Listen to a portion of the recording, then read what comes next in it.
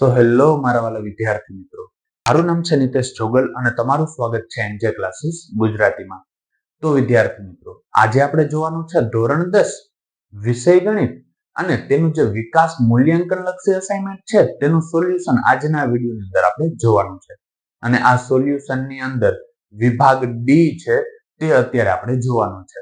અને વિભાગ ડી માં પ્રકરણ નંબર 3 અને પ્રકરણ નંબર 3 નો અત્યારે આપણે જોવાનો છે પ્રશ્ન નંબર 1 કે જેની રકમ મને કંઈક આ પ્રકારે આપેલી છે કે એક અપૂર્ણાંકના અંશમાં 1 તથા છેદમાં 3 ઉમેરવાથી તેની કિંમત 1/2 થાય છે, પરંતુ તેમાં અંશમાંથી 1 બાદ કરવામાં આવે અને છેદમાં 2 ઉમેરવામાં આવતા તેની કિંમત 1/3 થાય છે. તો અપૂર્ણાંક શોધો. આવો સેમ ટુ સેમ દાખલો આપણે સ્વાધ્યાયની અંદર પણ જોઈ ગયા છીએ અને એના જેવો જ દાખલો અત્યારે આપણે અહીંયા આપેલો છે. તો સૌપ્રથમ તો હું અહીંયા એક ધારણા કરી લઈશ કે ધારો કે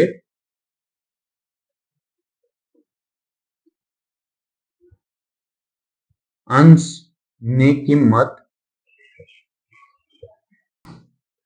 x અને છેદની કિંમત y છે, અથવા તો તમે એવું કહી શકો કે અંશ x અને છેદ y છે. એટલે આપણે જે પ્રકારની ધારણા કરી છે ને એ પ્રમાણે અંશને આપણે x ધાર્યો છે ને છેદને શું ધાર્યો છે y. હવે રકમની અંદર શું કીધું કે અંશમાં 1 ઉમેરતા કીધું એટલે પ્લસ કીધું, બાદ કરવાનું કીધું તો માઇનસ કરો. અંશમાં 1 ઉમેરતા તથા છેદમાં કેટલા ઉમેરતા 3 ઉમેરતા. કિંમત કેટલી બને છે કે 1/2 થાય છે. આવી આપણે પેલી માહિતી આપી હતી.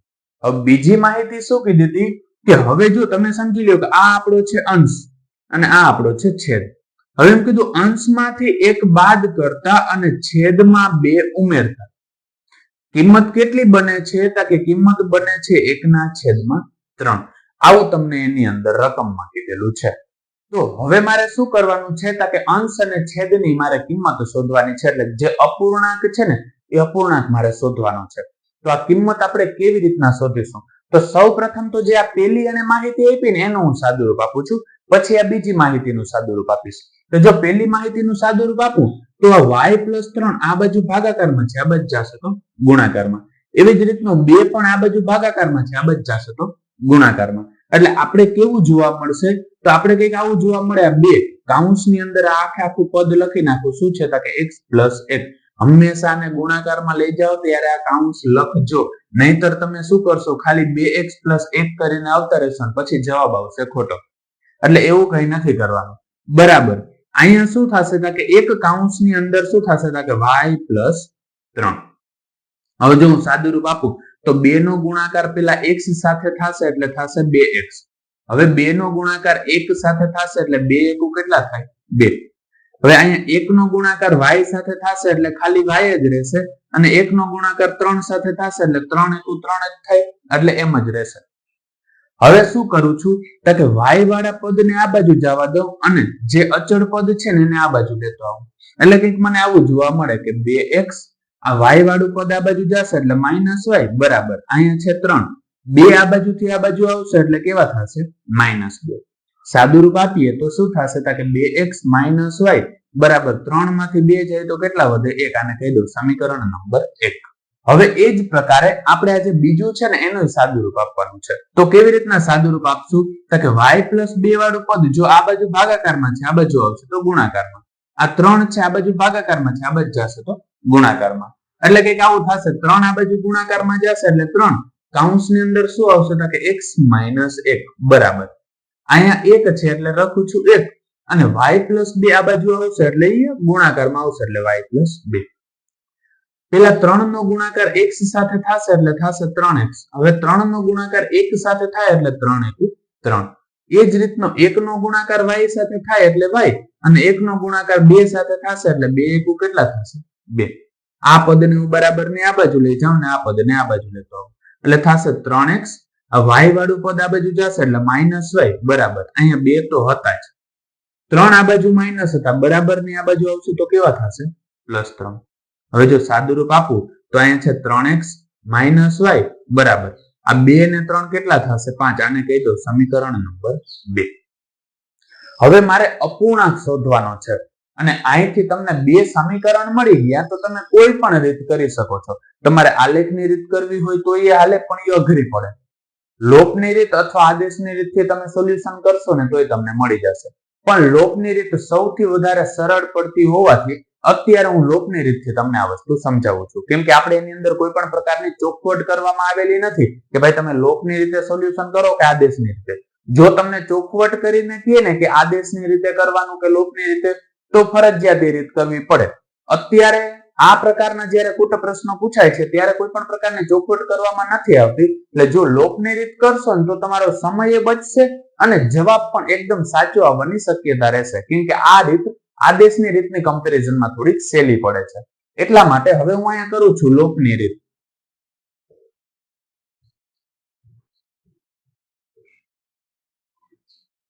હજુ લોપની રીતે મારે ઉકેલ મેળવવું હોય તો પહેલા તો હું સમીકરણ પેલું લખી નાખું છું 2x - y બરાબર શું આપેલું હતું? 1.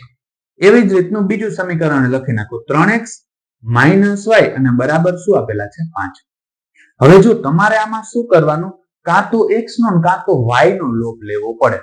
હવે જેનો તમારે લોપ લેવો હોય ને હંમેશા તમારે યાદ રાખવાનું કે એનો સહગુણક સરખો હોવો જોઈએ. જો અહીંયા 3 છે ને તો અહીંયા 3 હોય ને તો એ સરખો કહેવાય. ના હોય તો એને એવી રીતનું બનાવવાની કોશિશ કરવાની. પણ આમાં તો જોવા જઈએ તો y ના સહગુણક ઓલરેડી કેવા છે? સરખા જ છે. હવે y ના સહગુણક સરખા છે ને એટલે એનો મતલબ એવો થયો કે y નો લોપ લેવો સહેલો પડશે. y નો લોપ લેવો જો સરળ પડે છે તો કેવી રીતે લોપ લેવો? તો જો લોપ લેવા માટે જોઈ લેવાનું બેની નિશાની સરખી છે કે હા. જો નિશાની સરખી હોય તો નીચેના પદની નિશાની બદલાવી નાખવાની. એટલે નીચેના પદની નિશાની આ પ્લસ હતી તો માઇનસ, આ માઇનસ હતી તો પ્લસ ને આ પ્લસ હતી કેવી થઈ ગઈ? માઇનસ. હવે આ -y ને આ +y શું થઈ જશે? ઉડી જશે. હવે જો નીચેની નિશાનીને ધ્યાનમાં રાખવાની છે. આ 2x પ્લસ હતા ને 3x કેવા છે? માઇનસ. 2 વખત x હતા એમાંથી 3 વખત x જશે તો -1 વખત જ x વધશે અને 1 આગળ લખો કે ના લખો હાલે. બરાબર. અહીંયા 5 માંથી 1 જાય તો વધે 4 અને મોટા પદની નિશાની માઇનસ હતી એટલે માઇનસ. કેમ કે નીચેની નિશાની ધ્યાનમાં લેવાની છે. આ બંને પદ માઇનસ હતા એટલે માઇનસ માઇનસ પ્લસ એટલે x બરાબર મને કેટલા મળી ગયા છે? 4. અને ધારો કે હું કહી દઉં છું ત્યારે સમીકરણ નંબર 3. 3 ની કિંમતને કાં તો તમે 1 માં મૂકો અને કાં તો તમે 2 માં મૂકો. ગમે એની અંદર કિંમત મૂકશો ને એટલે તમને જવાબ મળી જશે.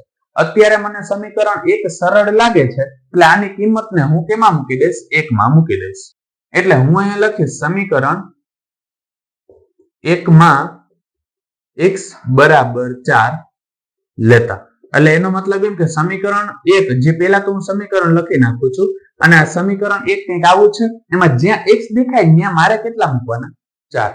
એટલે જો કિંમત મૂકું આ 2, અહીં x દેખાય ત્યાં મૂકી દઉં છું 4 - y ને બરાબર શું થશે? 1. હવે જો આનું સાદુરૂપ આપે તો 4 દુ કેટલા થશે? 8 - y અને બરાબર શું થશે? 1. 8 આ બાજુ કેવા છે? પ્લસ છે. આ બાજુ આવશે તો માઇનસ. એટલે થશે -y બરાબર 1 માઇનસ શું થઈ જશે? 8. હવે સાદુરૂપ આપી તો -y બરાબર 8 માંથી 1 જાય તો વધે 7 અને મોટા પદની નિશાની એટલે -7. માઇનસ માઇનસ કેવા થઈ ગયા? પ્લસ. એટલે y બરાબર મને કેટલા મળશે? 7. હવે જો આ x અને y ની કિંમત મળી છે, હજી મારે અપૂર્ણાંક શોધવાનું કીધું છે એટલે છેલ્લે એક લાઈન ફરજિયાત લખવી પડે કે આમ માગેલ અપૂર્ણાંક આવું આપણે ધાર્યું તો અંશને x ધાર્યો તો છેદને શું ધાર્યો તો? y. એટલે એનો મતલબ એવો થયો અંશને x ધાર્યો તો એટલે અંશમાં મૂકવાની x ની કિંમત 4 અને છેદમાં y ની કિંમત કેટલી છે? 7.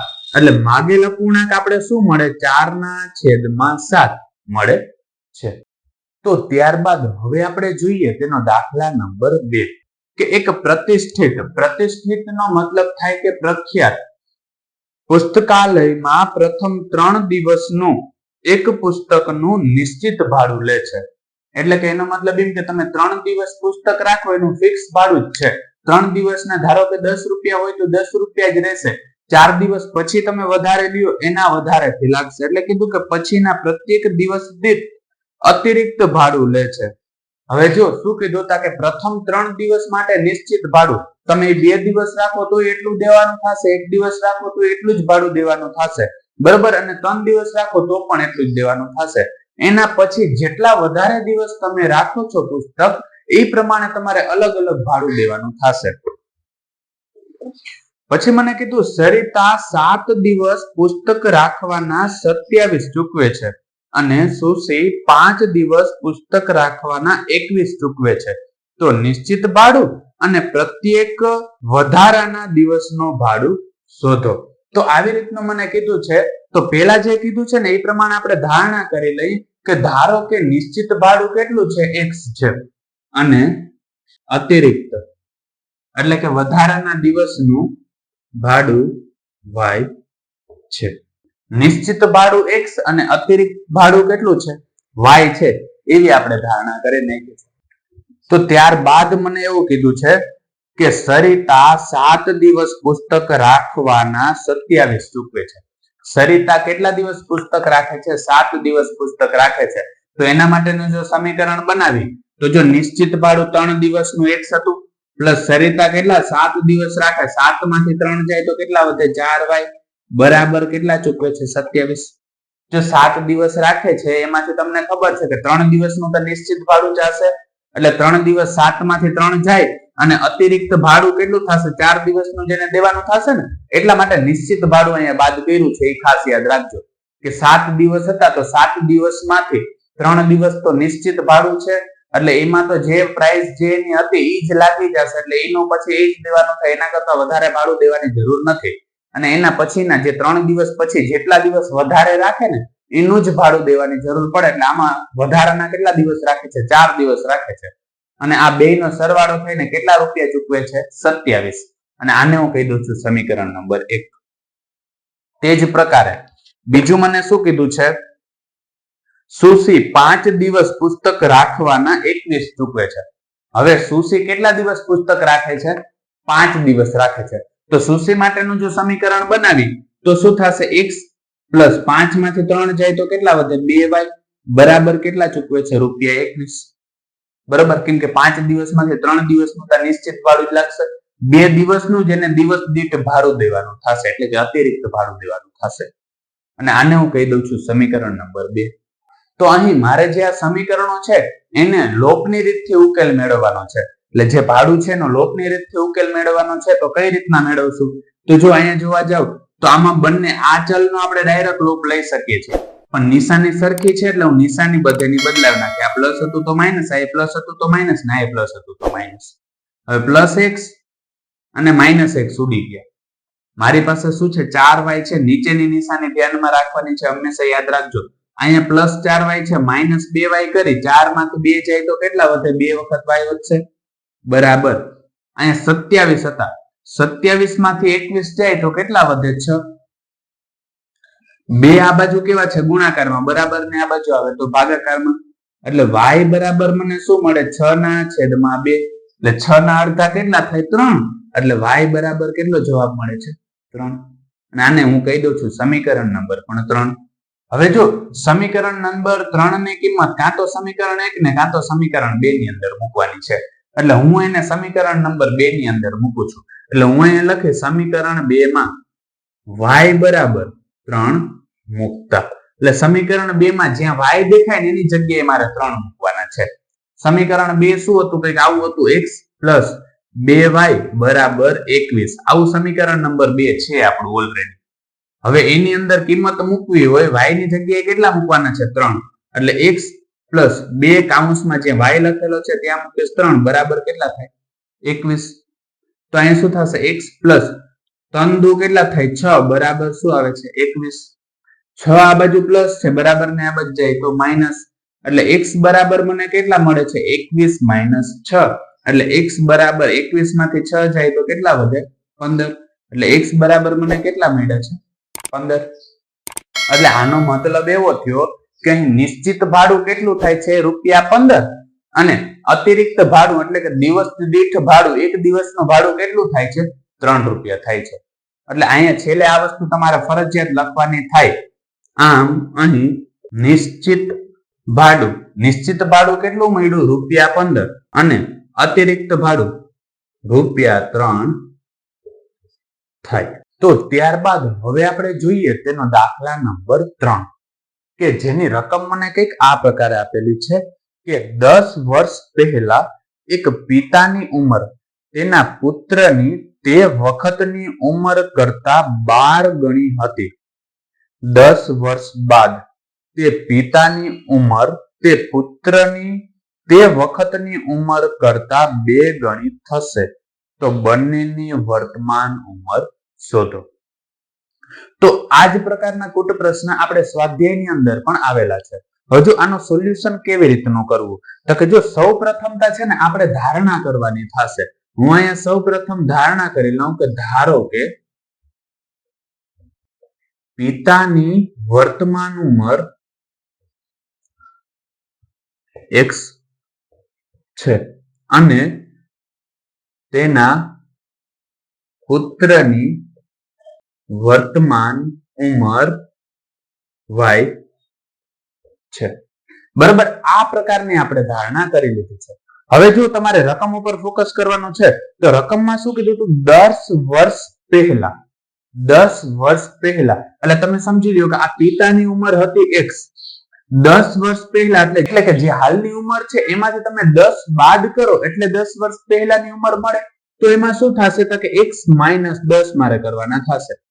બરાબર, જો પિતાની ઉંમરમાંથી બાદ કર્યા છે તો પુત્રની ઉંમરમાંથી 10 બાદ કરવાનું થશે એટલે y - 10 એ કરવાનું થશે. હાલની જે ઉંમર હતી એનાથી શું કીધું? 10 વર્ષ પહેલા એટલે x - 10 અને y - 10 મૂક્યું એટલું તો તમને સમજાઈ ગયું હશે. હવે શું કીધું હતું? 10 વર્ષ પહેલા પિતાની ઉંમર તેના પુત્રની તે વખતની ઉંમર કરતા 12 ગણી હતી. એટલે પિતાની ઉંમર તેના પુત્રની ઉંમરને ગુણ્યા 12 કરો ને એવડી હતી. તો જો આપણે એટલું યાદ રાખવાનું છે કે હંમેશા ગુણાકાર કેની પાસે કરવાનો? કે જે વસ્તુ નાની હોય ને ત્યાં કરવાનો. હવે આમાં શું નાનું છે? કે પુત્રની ઉંમર નાની છે એટલે પુત્રની ઉંમર નાની હતી એટલે એને ગુણ્યા 12 કર્યા. જ્યારે પુત્રની જેટલી ઉંમર છે એને ગુણ્યા 12 કરો ને ત્યારે પિતાની ઉંમર જેટલી થાય એટલે અહીંયા બરાબર લખ્યું છે.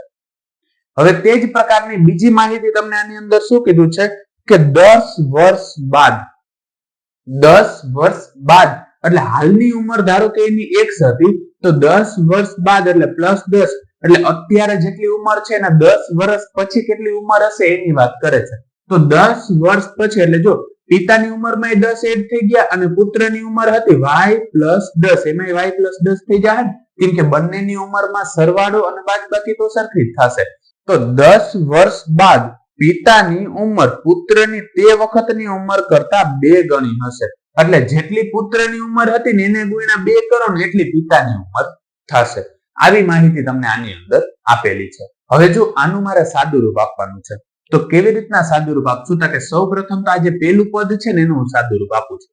અહીંયા પહેલા શું છે? કે x - 10 બરાબર. આ 12 નો ગુણાકાર પહેલા હું y સાથે કરીશ. y સાથે કરીશ એટલે શું થશે? 12y અને પછી 12 નો ગુણાકાર હું 10 સાથે કરીશ એટલે 12 દાણ કેટલા થશે? 120. હવે આનું સાદુરૂપ આપવું હોય તો y વાળા પદને આ બાજુ લઈ જાઓ અને અચળ પદને બરાબર ને આ બાજુ લઈ જાઓ એટલે થશે x. આ y વાળું પદ આ બાજુ જશે એટલે -12y બરાબર. અહીંયા -120 તો ઓલરેડી હતા. 10 આ બાજુ આવશે તો આ બાજુ 10 માઇનસ તો આ બાજુ આવશે તો કેવા થઈ જશે? પ્લસ. એટલે જો આપણે સાદુરૂપ આપીએ તો આતા x - 12y બરાબર 120 માંથી 10 જાય તો કેટલા વધે? 110 અને મોટા પદની નિશાની માઇનસ હતી એટલે કે માઇનસ. અને આને હું કહી દઉં છું સમીકરણ નંબર 1. તે જ રીતે આ બીજાનું હું સાદુરૂપ આપું તો બીજાના સાદુરૂપમાં શું થશે? કે પેલા આપેલા છે x + 10 બરાબર 2 નો ગુણાકાર y સાથે થશે એટલે થશે 2y અને 2 નો ગુણાકાર 10 સાથે થશે એટલે 10 દુ કેટલા થશે? 20. આમાં શું કરવાનું છે? કે y વાળા પદને આ બાજુ લઈ જાઓ અને અચળ પદને આ બાજુ લઈ આવો એટલે અહીંયા હતા x, y વાળું પદ આ બાજુ જશે એટલે -2y બરાબર. અહીંયા ઓલરેડી 20 હતા, 10 આ બાજુ આવશે તો કેવા થશે? -10. એટલે કંઈક આવું જોવા મળે. x - 2y બરાબર 20 માંથી 10 જશે તો કેટલા વધશે? 10. આને કહી દઉં સમીકરણ નંબર 2. હવે આનો ઉકેલ આપણે જેમ આગળ મેળવેલો હતો એ જ પ્રકારે આપણે લોપની રીતે મેળવીશું. હવે જો લોપની રીતે ઉકેલ મેળવવો હોય તો હું અહીં લખું લોપની રીત. તો જો લોકની રીતે ઉકેલ મેળવવો હોય તો સૌ પ્રથમ તો બંને સમીકરણ લખવાના થાય. તો પેલું સમીકરણ શું હતું કે x - 12y બરાબર કેટલા આપ્યા -110. અને બીજું સમીકરણ શું હતું કે x - 2y અને બરાબર કેટલા આપેલા છે 10. હવે જો આમાં લોપ લેવું હોય તો સાવ સહેલું છે. x બંનેમાં સરખા જ છે, એનો સહગુણક કે છે નહીં, નિશાની એની સરખી જ છે. એટલા માટે હું શું કરી કે નીચેના પદની નિશાની બદલાવી નાખીશ. નીચેના પદની નિશાની બદલાવી એટલે આ પ્લસ હતું તો માઇનસ, આ માઇનસ હતું તો પ્લસ, ને આ પ્લસ હતું કેવું થઈ ગયું માઇનસ. હવે પ્લસ x અને માઇનસ x ઉડી ગયા. હવે જો નીચેની નિશાનીને ધ્યાનમાં લેવાની છે. 12 વખત y હતા એમાં 2 વખત y પ્લસ કરવાના, એટલે 12 માંથી 2 જાય તો કેટલા વધે 10y, અને મોટા પદની નિશાની માઇનસ હતી એટલે માઇનસ. બરાબર. અહીંયા તો કેવું છે સરખી નિશાની છે, એટલે સરખી નિશાનીનો શું થશે સરવાળો. નિશાની જે છે એ જ આવશે. 110 માં 10 નાખો તો કેટલા થશે 120. હવે આ માઇનસ માઇનસ કેવા થઈ જશે પ્લસ, એટલે કંઈક આવું જોવા મળે કે 10y બરાબર 120. હવે 10 આ બાજુ ગુણાકારમાં છે, આ બાજુ આવશે તો ભાગાકારમાં, એટલે y બરાબર તમને મળશે 120 અને એને ભાગ્યા કેટલા છે 10. આ 0 0 ઉડી ગયા, એટલે y બરાબર આપણે કેટલા મળશે 12. આને હું કહી દઈશ સમીકરણ નંબર 3. હવે આ સમીકરણ 3 ની કિંમત કાં તમે સમીકરણ 1 કાં તો સમીકરણ 2 ની અંદર મૂકવાની થાય. અત્યારે સમીકરણ 2 મને સહેલું લાગે છે, એટલે આની કિંમતને હું કેમાં મૂકી દઈશ સમીકરણ 2 માં. એટલે હું એ લખું છું સમીકરણ 2 માં y જ્યાં મને દેખાય એના બરાબર હું શું મૂકી દઈશ 12 લેતા. બરાબર. એટલે જો પેલા તો સમીકરણ 2 લખી નાખું છું કે આવું આપ્યું x - 2y બરાબર 10. હવે જ્યાં y દેખાય ત્યાં મારે કેટલા મૂકવાના છે 12, એટલે કે આવું થશે x - 2 y ની જગ્યાએ મૂકી દઉં 12 અને બરાબર કેટલા છે 10. સાદુરૂપ આપું તો x માઇનસ 12 દુ કેટલા થઈ જશે 24 અને બરાબર કેટલા છે 10. હવે 24 આ બાજુ કેવા હતા માઇનસ, આ બાજુ જશે તો પ્લસ, એટલે x બરાબર થશે 10 પ્લસ 24. એટલે x બરાબર કેટલા થશે તો કે આ બેનો આપણે સરવાળો કરીએ તો સરવાળામાં શું થશે કે 10 એની અંદર એડ કરી દીધું એટલે 34. બરોબર. એટલે એનો મતલબ એવો થયો કે પિતાની ઉંમર થશે 34 વર્ષ અને પુત્ર હતું કે જેમાં તમને 12 મળ્યો હતો, એટલે એનો મતલબ આપણે એવું કહી શકીએ કે પુત્રની ઉંમર કેટલી થશે 12 વર્ષ. જે આપણે ધારણા કરી હતી ને એ વસ્તુ ખાસ કરીને છેલ્લે લખવાનું, કેમ કે કૂટ પ્રશ્ન હોય એટલે તમારે ચોખવટ કરીને લખવું પડે કે એ લોકોએ માગેલું શું છે કે x ને y ની કિંમત નથી માંગી. એને શું કીધું હતું પિતાની અને પુત્રની હાલની ઉંમર શોધો, એટલે છેલ્લે તમારે લખવું પડે આમ પિતાની વર્તમાન ઉંમર કેટલી થશે 34 વર્ષ અને તેના પુત્રની વર્તમાન ઉંમર, પુત્રને આપણે y ધાર્યું હતું એટલે શું થશે 12 વર્ષ થાય. બરોબર. આ વસ્તુ ફરજિયાત આપણે એની અંદર લખવાની થાય છે. તો વિદ્યાર્થી મિત્રો આજ માટે બસ એટલું જ.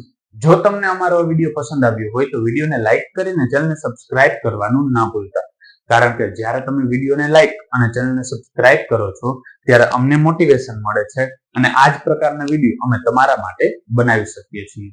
ધન્યવાદ.